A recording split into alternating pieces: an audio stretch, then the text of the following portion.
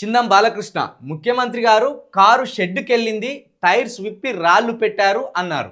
అలాగే కేసీఆర్ గారి మొక్క మొలవకుండా చేస్తానని చెప్పారు. కానీ జరిగిన సర్పంచ్ ఎన్నికల ఫలితాల్లో బీఆర్ఎస్ పార్టీ కారు రిపేర్ చేసింది కాంగ్రెస్ పార్టీని. కేసీఆర్ గారి మొక్క మొలవనీయము, కేసీఆర్ గారి ఆలోచనలు ప్రజల మైండ్ల నుండి తీసేస్తాము, అసలు కేసీఆర్ ఈ తెలంగాణకు అవసరం లేదు అని రేవంత్ రెడ్డి గారు ఎంత చెప్పినా రేవంత్ రెడ్డి గారికి కేసీఆర్ ఎంత అవసరమో మొన్నటి ప్రెస్ మీట్ తోటి అర్థమైపోయింది.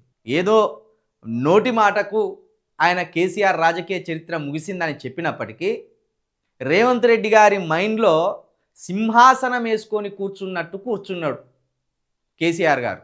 ఆయన ఆలోచనలతోటే రేవంత్ రెడ్డి గారు సతమతం అవుతున్నాడు, ఆయన జ్ఞాపకాలతోటే రేవంత్ రెడ్డి గారు సతమతం అవుతున్నాడు. ఆయన ఫామ్ హౌస్ నుండి ఇట్లా పెద్ద పులిలాగా వచ్చి వెళ్ళే వరకు రేవంత్ రెడ్డి గారికి అసలు కకల వికలం అయిపోయాడు, అతల కుతలం అయిపోయాడు. 71 ఏళ్ళ వయసులో కేసీఆర్ గారు ఏమాత్రం తత్తరపాటు లేకుండా, తడబాటు లేకుండా స్పష్టతగా, ఏకాగ్రతగా ఒక్కొక్క అంశాన్ని విప్పి చెప్పడంలో ఎంత ఘనపాటి అనేది రేవంత్ రెడ్డి గారికి కూడా అర్థమైపోయింది. కాబట్టి మన అందరికంటే కూడా రేవంత్ రెడ్డి గారికే కేసీఆర్ చాలా అవసరం. ఎందుకంటే ఆయన 4 తిట్లు తిడితేనే కేసీఆర్ని విమర్శించగల ధీరుడు రేవంత్ రెడ్డి ఒక్కడే అనే ఘనతనైనా పొందుతాడు. తిట్టడానికి, సమస్యలు పరిష్కరించడానికి కాదు, తెలంగాణను అభివృద్ధి చేయడానికి కాదు. ఇక్కడ తిట్లే కొలమానంగా తీసుకుంటాను కదా కొందరు.